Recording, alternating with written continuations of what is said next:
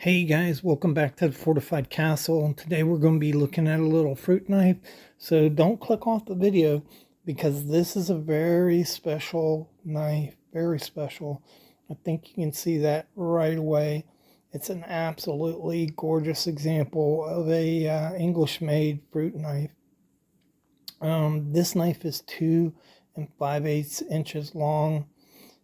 It is hefted in mother of pearl, a very good grade of mother of pearl, and this whole knife is basically silver. So the pins in there are silver. The blade is all silver, and the way you can tell that, guys, is if you take that blade and you move it a little bit. You see how that moves? That's because it's silver. And on a knife that is plated silver, you won't be able to do that.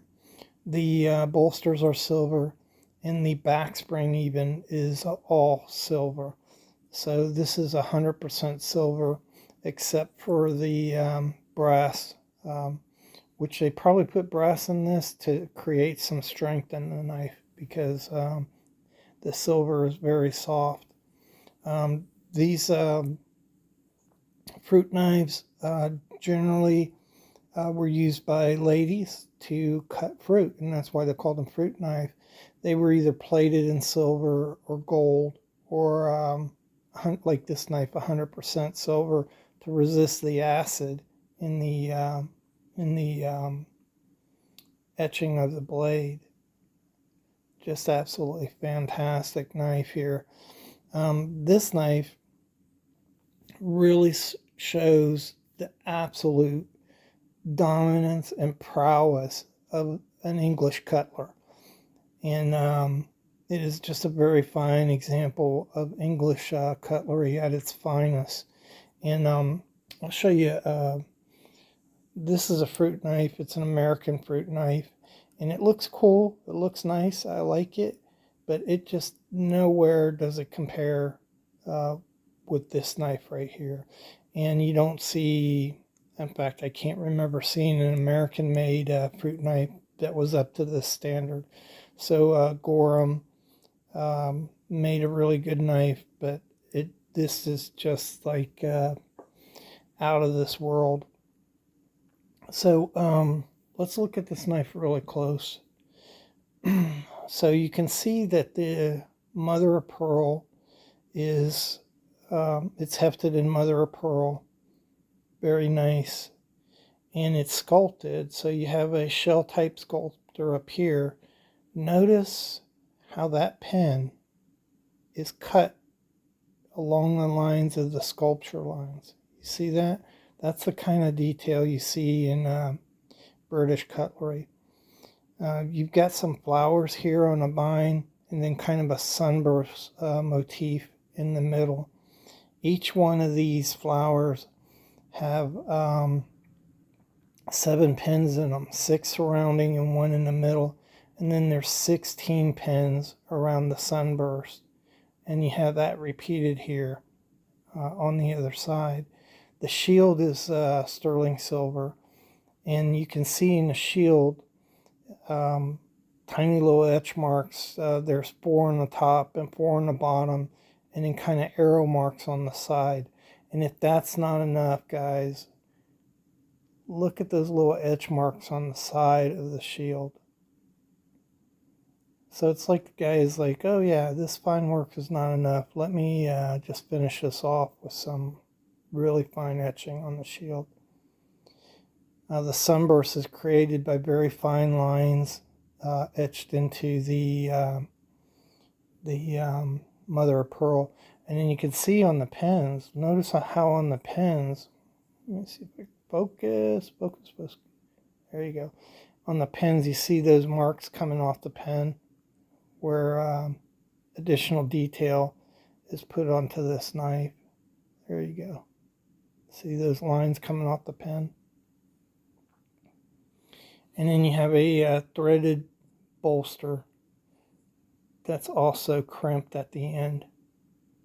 And not just one line, right? Because you just got to overdo it on a knife like this. So I think there's about 7 lines on there. And then on the back spring, look at the work on this back spring.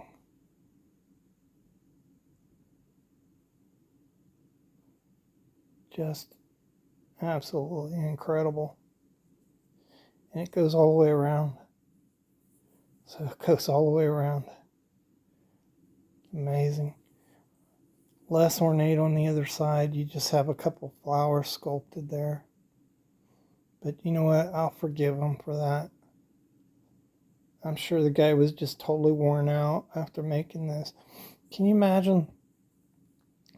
Somebody is making this in a pretty dark room, right? There's no light, except that the light that a window might offer. And you're taking these little tiny pins and driving them into mother of pearl, which is kind of delicate. So oftentimes mother of pearl cracked when you were hefting it onto the knife. And guys who did this kind of work in mother of pearl and sculpting were very few. So there was probably around 10,000 cutlers in 1850 in Sheffield. Only about 28 of those guys did this kind of work. So not a lot of people did this kind of stuff. Just absolutely amazing.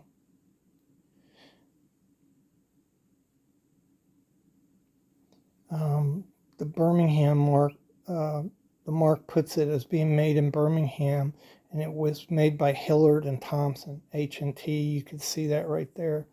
And this is another thing that's unusual about this knife. So I did some research on these guys, and they actually had a factory, and a pretty big one.